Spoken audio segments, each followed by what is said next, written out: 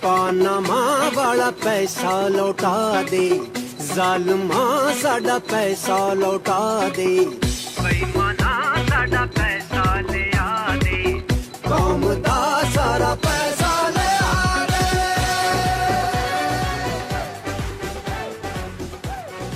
پاکستان تحریک انصاف کا رائمنڈ مارچ.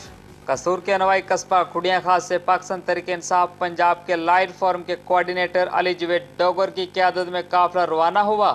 قافلے میں سینکڑوں افراد کی شرکت.